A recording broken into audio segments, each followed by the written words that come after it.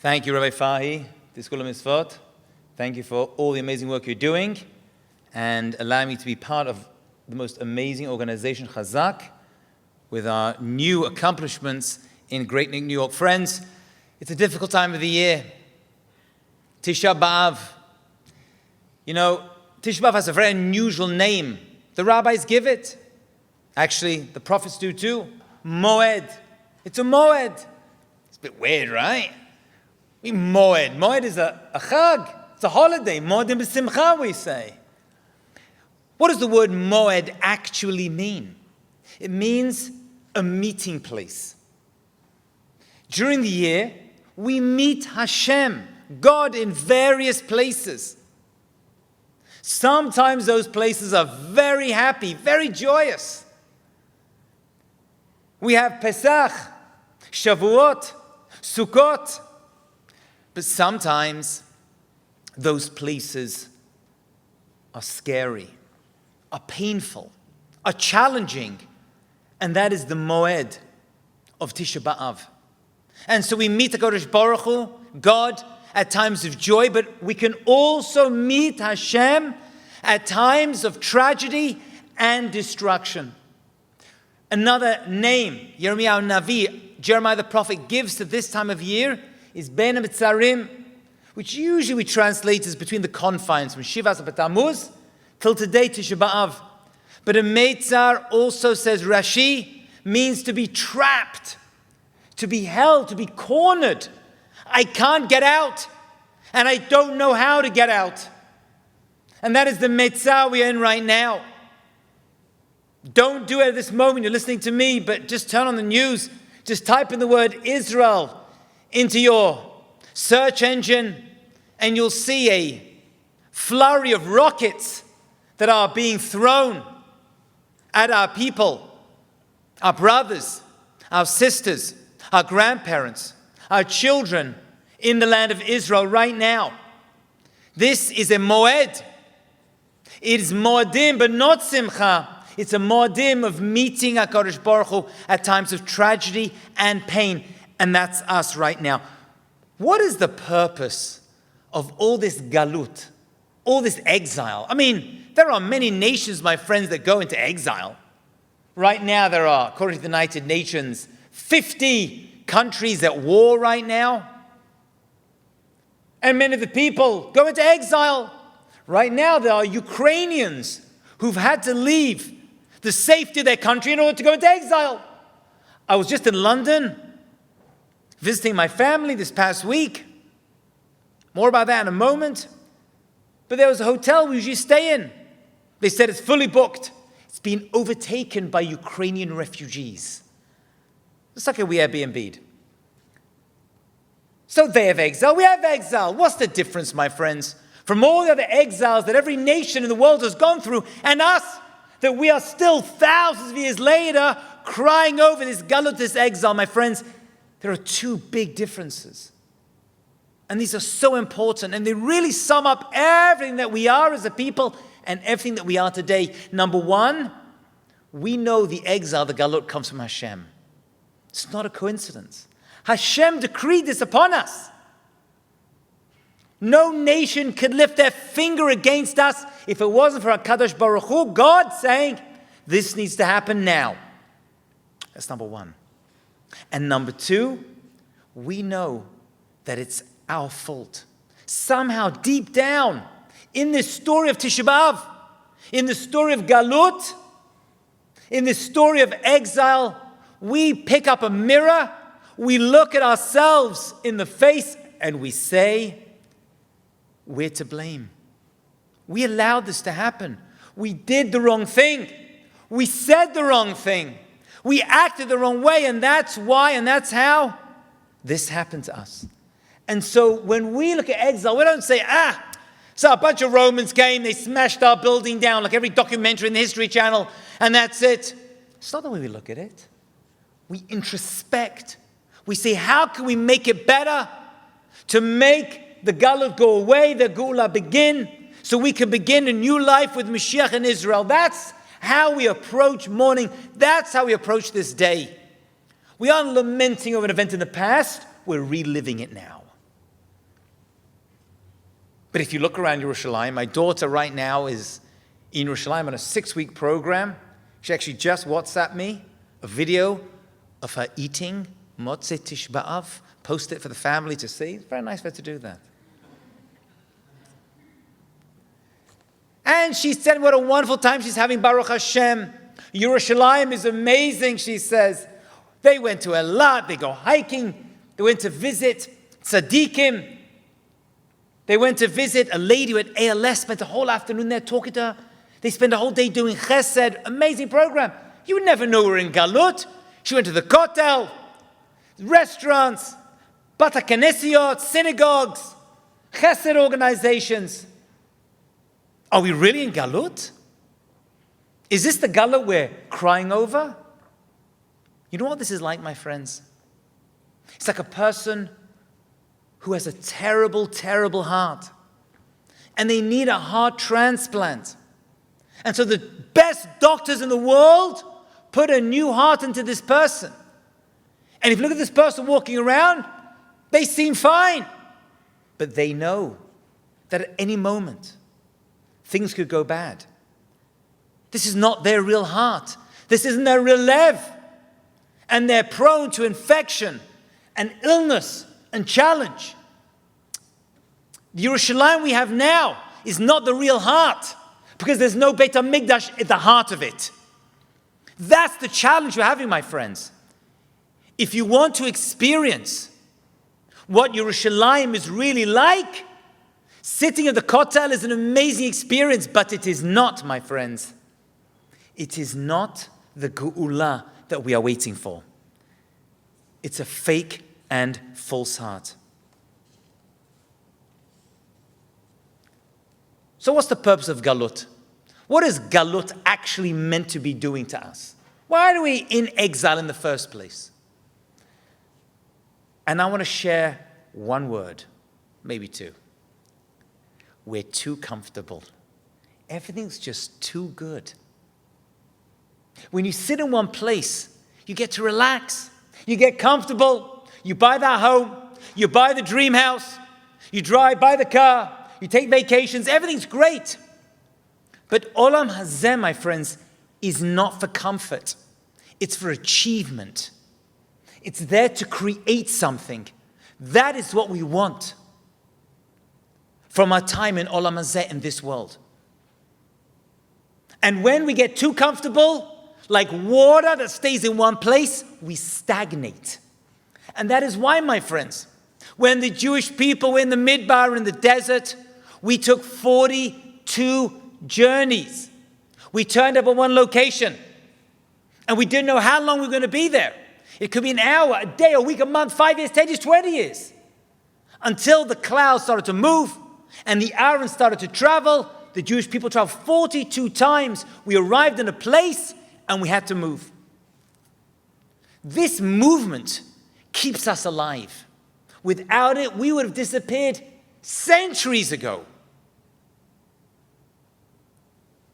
You know, I mentioned I just returned from London, spent a long Shabbat there visiting my parents, Baruch Hashem, they should live and be well, and my siblings. My wife came with, and 3 of my children came. They hadn't seen my parents since 2018, pre-corona. This was a big trip. So we packed the bags, and we booked the airline, we flew United. And my wife calls up and says, of course, we need kosher meals. Kosher meals. And if you know my wife, she called them again right before, remember we want kosher meals. No problem. Then they did something to the flight that got an hour earlier. We're on the plane, 7.5-hour journey. It's a long time to go with no food for any Jew. What can we get you, sir? Yeah, kosher meal? Oh, no. We had to rebook the flight. That's why I went an hour earlier. No kosher food. Oh, my goodness. Luckily, my wife is one of these people, she should live and be well, who packs enough food anyway as though we're traveling to Mars. Actually, if they did do a trip to Mars, my wife would rent another rocket just to bring food with us. So no problem. We had enough food. Anyway, they felt terrible. They gave us extra credit, $750 if you're wondering, Baruch Hashem, put onto the cheshbon, and we had food. Okay, so we had the time in London. Trip back. My wife is like, I'm not making that mistake twice. She calls and says, remember, we want kosher food. Yes, no problem. Kosher food, yes. No. We get to the airport. We're in the gate, ready to board. This really happened a few days ago. A voice comes over the speaker. Lawrence and Anita Hajioff, please come to the terminal. Lawrence and Anita Hajioff. Now, when I hear my name being called to the airport, I get nervous. With a last name like Hajioff, you think you're being arrested. Let me know straight now. That's the truth, my friends. I don't want my name being mentioned at the airport. We go forward. They're like, we're so sorry. We forgot to bring you kosher meals. I see my wife turning from a white, she's Ashkenazi, to a bright red. She's about to pop, and she says, don't worry. We've decided to upgrade 2 of your 5 tickets to business class. My wife looks at me and says, we've got to let the kids take those seats. I said, no, that's not happening. They're teenagers. They can sit back in peasant class, and I'm going to be, you want to sit with them? No problem. I'm sitting up front. Fortunately, my wife already anticipated this. We had enough food to last us 10 flights. So there I am, being upgraded to business class, and I tell you something, it doesn't happen too often. It's happened a couple of, oh, it feels good. Oh, it feels good. You feel like a king, right? I'm stretching out the bed. We haven't taken off yet, sir. I know. Let me just enjoy the bed. Champagne, I can't drink it, but thanks anyway. Oh, you feel so amazing, right? I once flew business class El Al. When the stewardess hits you, she uses an open hand rather than a fist. It's really a beautiful experience. Why am I telling you this? Because in business class on United, there's a lamp. A lamp. Can you believe this? They set up a lamp. What is it? 1850? You get a lamp and parchment and a quill so you can write a Dear Gwendolyn, this journey has been very arduous, 5 hours in the air, but I will be returning soon to greet you with my love. What are you, crazy? There's a lamp. The funny thing is, my wife's lamp worked and mine didn't. And you know what? I was upset about it. What the heck? I'm in business class. Why isn't my lamp working? How does this even happen? What kind of airline do you have over here? You get comfortable very, very quickly, my friends. Reminds me of a story, a true story of a man who was living in Eretz Yisrael many years ago, had never flown before, but wanted to fly to America to live because he heard you make a lot of money over there. And he managed to amass $3,000. So he wanted to book a flight. And he saw that first class cost $3,000. And business cost $2,000. And economy was $1,000. He said, I'm not stupid. I'll buy a seat in economy. No problem. I'll have $2,000 when I'm in America to settle in. Gets on the plane, never flown before, thinks it's like a bus, and he sits in the first seat he sees, which happens to be in first class. And the stewardess comes over. Good morning, sir. He's like, wow, so polite. Champagne, yes. A cocktail, some food, please bring it to me. He's sitting there. They start bringing the nuts and the chips and the food, and he's fressing away. He cannot believe what this flying experience is like in economy. The people are watching him. They're like, this guy doesn't belong over here. This is not a first-class flyer. He's enjoying himself a little bit too much. They tell the stewardess. She walks over. Says, excuse me, can I see your ticket? Shows it. She says, I'm very sorry. Your ticket is in economy. This is first class. He turns around. He looks and he sees economy on El Al. He sees the people running around, changing diapers, putting the luggage up, taking the luggage down. He's like, I'm not going back there. He goes into his pocket, takes out a bundle of cash with a rubber band around it. And he says, I have $2,000. Let me give you this so I can stay in first class. And she says, no, that's not the way it works. If you want to sit in first class, you've got to pay it down when you're on the ground. Once you're up here, it's too late. my friends, we're all flying through Olam Hazeh. Once we get to Olam Haba, once we hit first class, it's too late. We've got to do it now. We've got to put the seeds in the ground for ourselves, our family, our people now. Because once we're up there, once Olam Haba begins, once Mashiach comes, it's too late.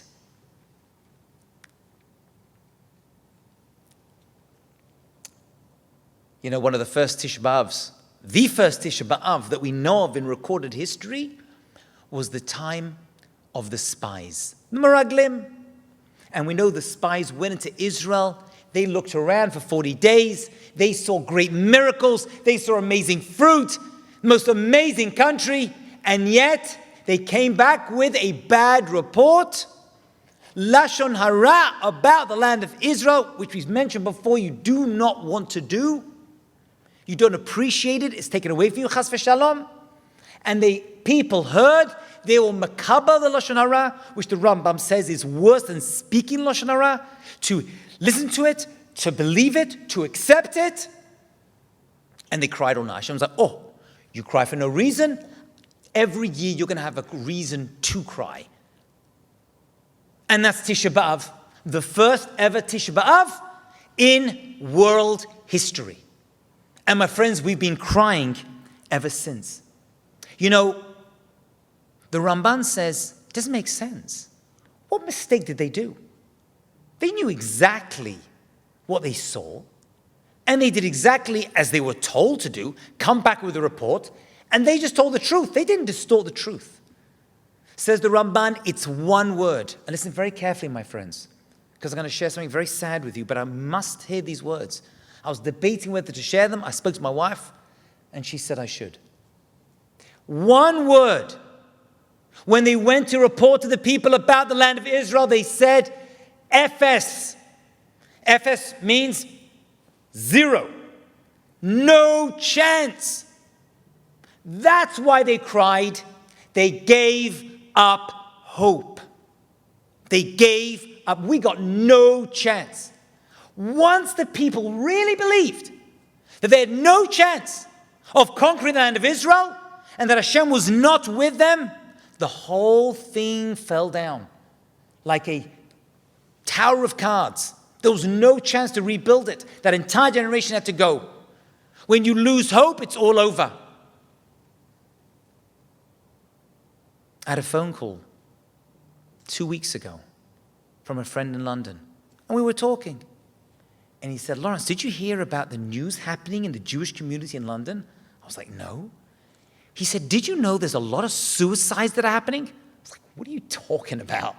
He's like, there are so many cases in the Jewish community in London of suicides that the Rabbanim, and he sent me one of the letters, published letters telling people in the community, this is right now, to find a family who they think is not doing well, is struggling, and adopt that family.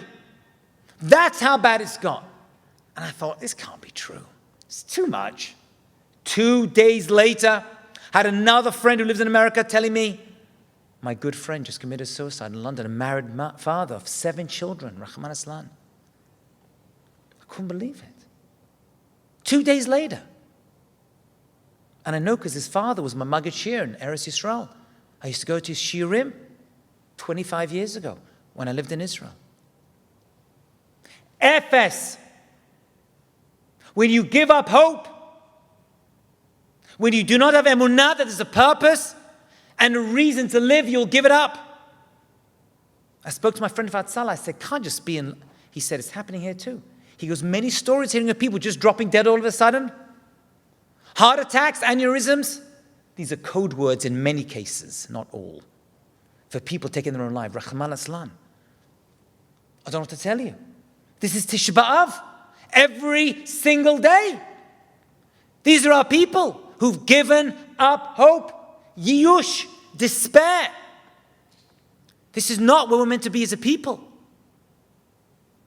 That family who's a little unusual, quirky, that man struggling with a job, that girl suffering with a shidduch, whatever it is, Everybody here, everyone watching, has somebody they know, if not in their own family, their community, their neighbor, who's suffering greatly. You've got to reach out to them. You don't know. There was a story that went viral. I'm going to say it. If you haven't seen it, if you've seen it already, I apologize. Of a man who threw himself off one of these bridges here in New York. And they went to the home where this man was living. And they opened up the suicide note, which they invariably leave. And it says, if anyone greets me on the way to me jumping off this bridge, I'm going to turn back. He didn't. Because nobody did. Greet people with a smiling face. Sometimes it's all they need. That is the advice the rabbis give us in Perek Avot. They said it's important enough to be a Mishnah. They knew things we're not aware of. People just sometimes need a smile. Give them something.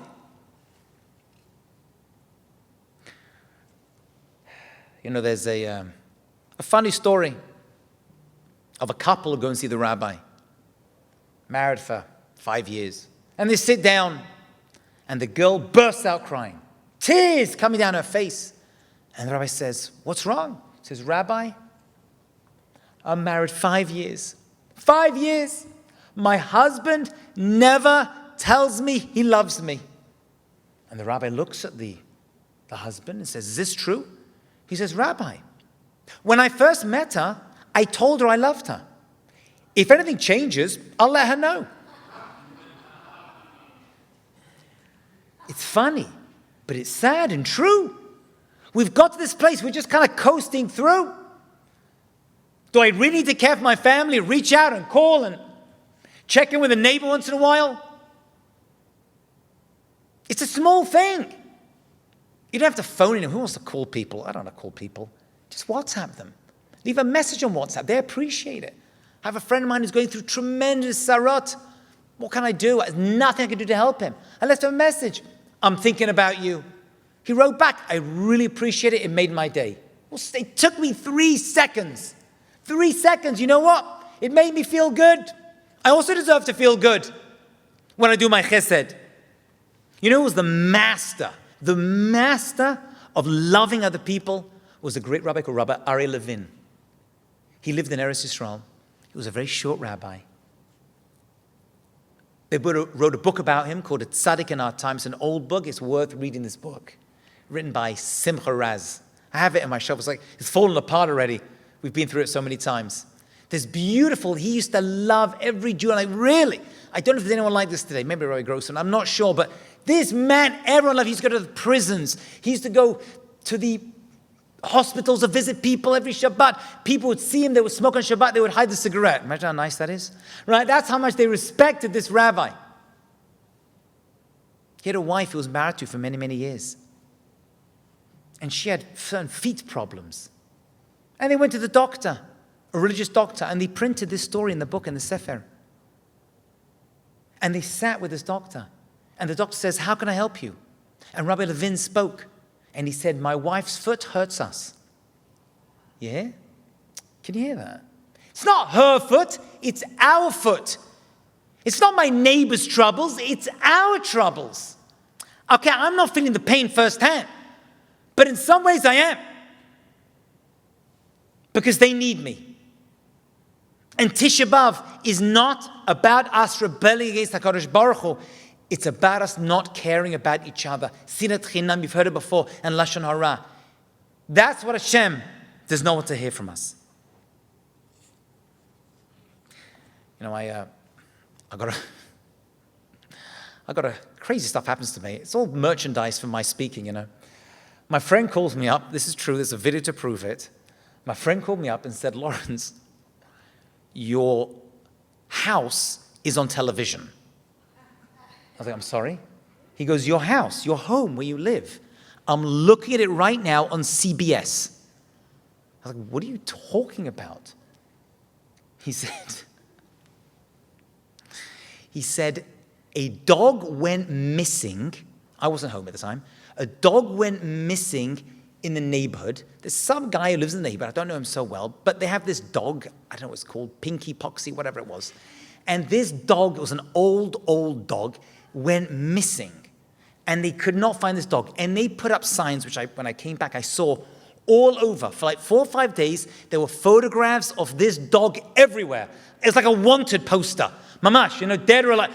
They wanted this dog. Obviously, they loved old dog. And I opened my mailbox when I went back home, open up, and there's a photo of this dog sitting there looking at me. And I was older. What happened? Someone had been walking down past my house, and there's a drain right outside my house, because we're on a hill and it lets the water in. And while they were passing my house, they heard whimpering from inside the drain. So first they thought it's a child. They freaked out. What do? They called 911. Then they said, we live in a Jewish neighborhood, they called Chaverim as well. Then Hatzalah found out, and then the local ambulance service found out, and there were like 30 cars. Then CBS found out, and they schlepped up, and this is all happening at my house, and I'm not home. Thank God. Baruch Hashem. So they tried lifting up the grate, but it's very heavy. So you see on camera, they take a hammer, this is how they do it, and they smash it, and it pops up. And then they had a crane. Oh, to mention, there's a crane outside the house as well. I'm not kidding you. This is all on video. And and then you see them go inside and pull out this dog that at this point looks like a wet rat out of the drain. How long it's been there, and it's covered in water, and it's shivering away, and they wrap it up in this orange blanket, and the owner's there, and she's crying, and the family's crying, and the camera woman's like, we've really witnessing a great miracle today here in Monsey. What an amazing event. They've saved Pixie, Poxy, God, whatever it was, and oh my God, and they're interviewing the Hatzalah guy. Well, I turned up. I saw the dog, he looked a bit wet. I checked his heart rate, he's good to go. And they're interviewing people. And there's my house in the background. Mamash right there.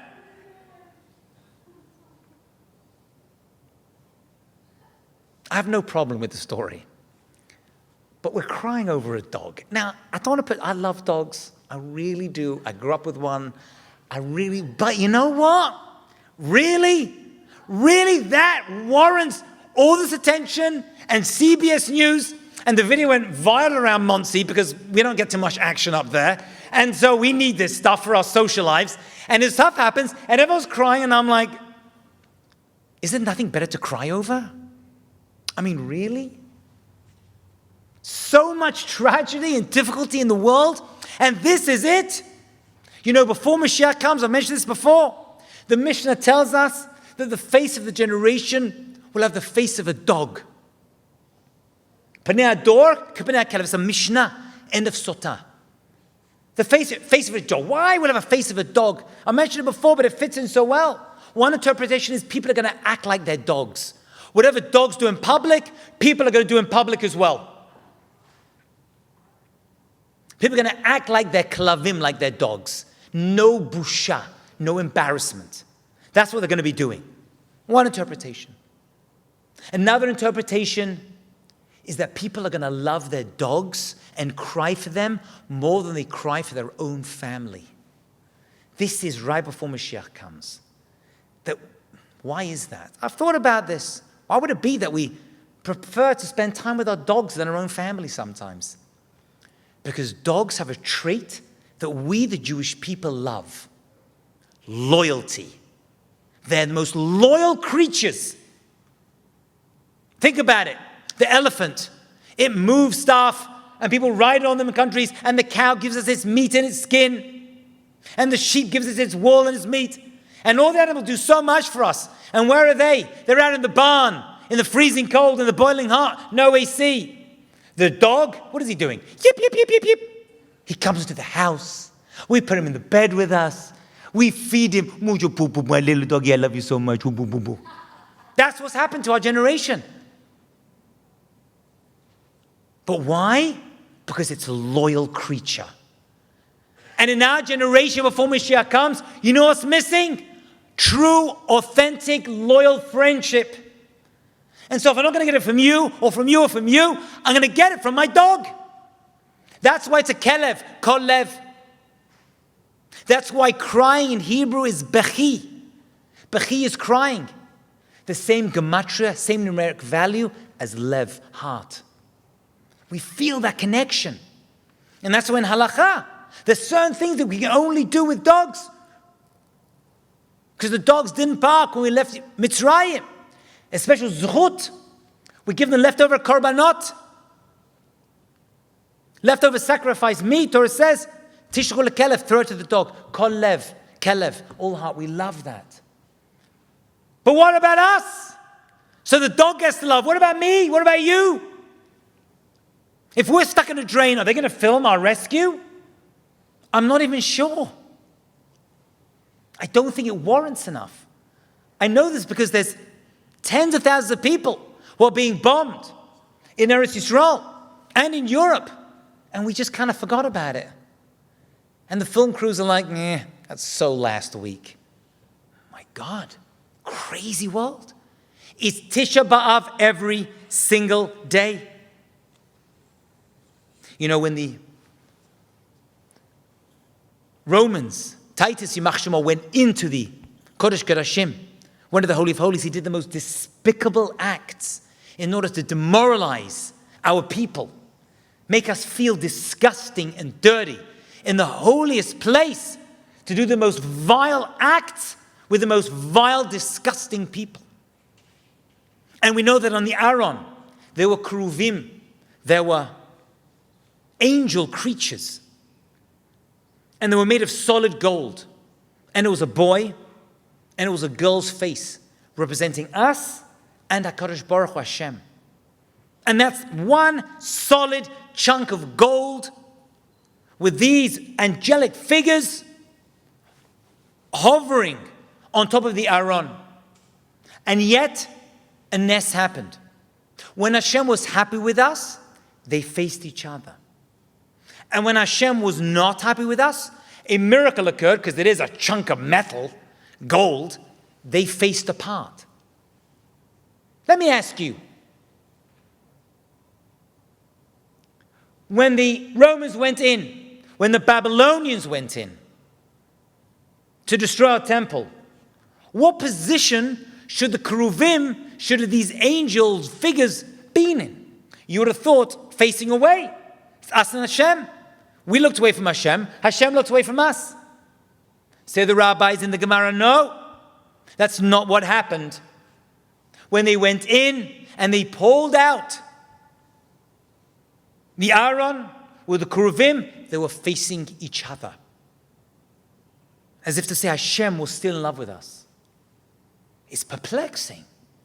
How could that be? How could it be? And I heard from one of my teachers a beautiful idea. Unrelated to this, but it connects over here and it connects to us so much. Love is strongest right before the separation. Hashem knew we were going to go into galut, exile, for a long time. And so we needed a parting kiss. Just like you kiss a loved one before you're about to leave them, knowing you're going to leave on a long journey. That last kiss is what you hold on to. That last moment of embrace, we still hold on to today. Wherever the Aaron is now, and there's much speculation, and wherever the keruvim are now, they are facing each other. Because that final love separation was Hashem looking at us in the eye and saying, no matter what you go through, have faith.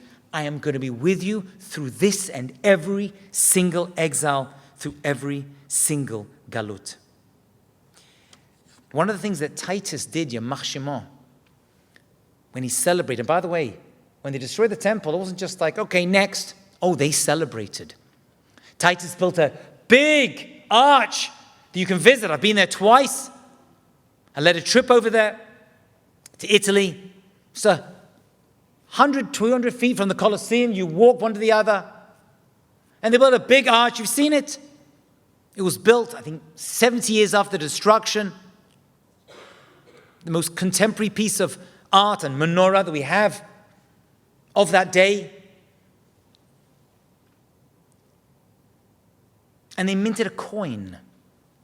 You may have seen this coin. I think you have at some point online or somewhere. On one side of the coin, Titus depicted his father, Vespasian, Yamach Shemo, who's even worse than his son, with a wreath of victory on it. And on the reverse side, there's a Roman legionnaire leaning on his spear. Sound familiar? It will in a moment. And in the background, there's a palm tree, a decal. And there's this forlorn, crouched, depressed character under the palm tree. That's us. That's us, the Jewish people. Sound familiar, right? You may have seen this coin. That's the coin they minted to celebrate the destruction. And at the bottom it says, Judea Capta. The Jewish people has been captured. And then they renamed it Palestina, because they know that the Philistines had been a big problem for us. So in order to double down their hatred and the breaking of the Jewish spirit, they renamed Israel Palestina, or Palestine as it's known. That's not the name of the country. That's the name the Romans chose 2,000 years ago to degrade us, to name our country after our worst enemies then. Ironic, it's our worst enemy now. We have a coin. We have our own coin, my friends. And our coin is a matbeah. Matbeah is the name, the word for a coin. And the word matbeah means an imprint. Matbeah is an imprint, because that's what a coin does. It's an imprint. It's embossed. That's what gives it its value. It's not the metal it's made of. It's the image on top. And our image is the image of HaKadosh Baruch Hu put in the Beit HaMikdash onto Harabayit. It's our coin against their coin. Our zuz against their zuz. That's the zuzim we speak about. Because we're never going to win this battle alone. We're never going to bring Mashiach by ourselves. It's only going to come by us taking care of each other, by having Rahmanut. You know, there are 3 traits of a Jew. The Gemara says, actually, if a Jew is missing any of these 3, you can actually doubt their Jewish lineage, says the Gemara. What are these 3 traits? We are baishanim, we are modest in behavior, action, and speech. Rahmanim, we have tremendous mercy. That's why you see Jews always trying to help other people. You know, even the most distant Jew who has no connection to Hashem, Torah, mitzvot, will still have this feeling of, I must have Rahmanut on anything, anyone. Save a dolphin, save a tree, save something. And Gomli Chasadim. We're the people who do chesed for other people. We don't just put mercy on them. We feel bad. We try to do something about it.